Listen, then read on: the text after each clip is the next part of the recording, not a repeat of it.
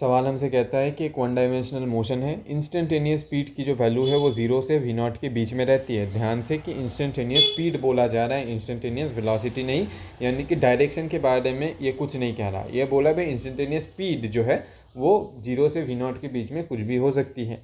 यानी कि पार्टिकल जो है वो मैं मान लेता हूँ, मैं थोड़ी देर के लिए मान लेता हूँ, मेरा जो पार्टिकल है वो अपनी जर्नी यहाँ से स्टार्ट करता है और मान लो कि 0 से v0 के बीच में स्पीड कुछ भी हो सकता है, राइट।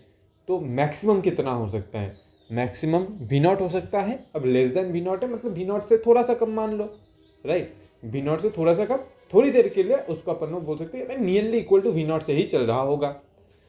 अब अगर वो v0 से चल रहा है, वो v0 से इस दिशा में भी चल सकता है, वो v0 से इस दिशा में भी चल सकता है, राइट। अगर ये v0 कांस्टेंट स्पीड से इस दिशा में चलेगा तो आफ्टर टाइम t डिस्प्लेसमेंट कितना होगा यार? Sir it will be v0 t, right. और अगर वो इस दिशा में चलता है, डिस्प्लेसमेंट तो वेक्टर क्वांटिटी है भाई, तो इस दिशा में चलेगा तो डिस्प्लेसमेंट विल बी माइनस का v0 t। तो डिस्प्लेसमेंट की रेंज क्या माइनस v0 t से v0 t के बीच में आ रही है? तो option number 2 will be our correct answer. 1 तो होगा नहीं, क्योंकि बोल रहा है always take non negative values, हमें दिख रहा है कि नेगेटिव वैल्यूज भी ले सकता है। अब सवाल आता है मेरे भाई कि the acceleration is always a non negative number, ठीक है ना। एक्सेलरेशन हमेशा एक नॉन नेगेटिव नंबर हो, ऐसा ज़रूरी है क्या?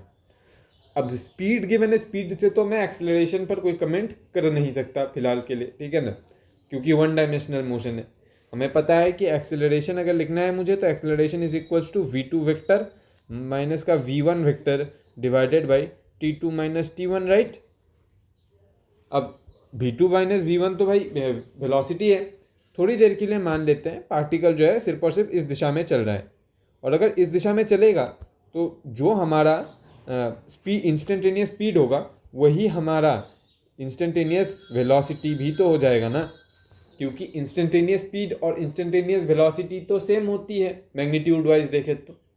Instantaneous speed and instantaneous velocity same magnitude wise अगर अपन लोग देख रहे हैं तो it is ds by dt, it is ds vector by dt। अगर दोनों ही दिशा ही सेम है तो भाई मैग्नीट्यूड वाइज क्या लिखना, v बराबर v वेक्टर आ जाएगा तब। अच्छा, तो मैं ये कह रहा हूँ हम अगर पार्टिकल मैं बस एक इस दिशा वाले केस को एनालिसिस कर रहा हूँ, उससे ही मेरा आंसर आ जाएगा कि ये गलत क्यों है, ठीक है ना। मैंने बोला चलो भाई इस दिशा में अगर पार्टिकल चल रहा है तो इस दिशा में पार्टिकल की जो स्पीड वाला रिलेशन गिवन है दैट इज़ ये, और इस दिशा में जो वेलोसिटी का रिलेशन होगा ये भी होगा ऐसा ही। तो वेलोसिटी इसके बीच में कुछ भी वैल्यू ले सकती है। थोड़ी देर के लिए मान लो कि v0 10 है, ठीक है ना, यानी कि वेलोसिटी जो है वो 0 से 10 के बीच में कुछ भी हो सकता है। मान लो जो v1 है वो है 6, ठीक है ना, +6 ऑब्वियसली क्योंकि राइट साइड में, और जो v2 है वो है 1, ठीक है, क्योंकि इन दोनों इस मतलब जो v वेलोसिटी की वैल्यू है वो 0 से 10 के बीच में कुछ भी हो सकती है। कब क्या है वो हमें क्या पता, ठीक है ना। तो एक्सेलरेशन तो भाई 1 minus 6 divided by t2 minus t1 हमेशा एक पॉजिटिव ही क्वांटिटी होता है, तो एक positive quantity that is minus का 5 divided by A positive quantity. तो एक्सेलरेशन इन टोटल एक नेगेटिव नंबर आ रहा है, तो हमेशा नॉन नेगेटिव हो ऐसा ज़रूरी नहीं है। तो option number 3 is also wrong. The motion has no turning points.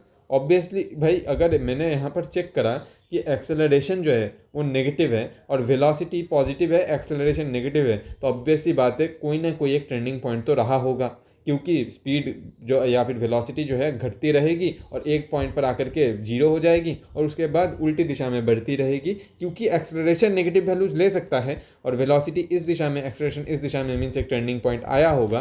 That means the motion can have turning points, motion has no turning points बोलना गलत हो जाएगा, एंड ये तीनों ऑप्शंस गलत। Option number 2 will be our correct answer.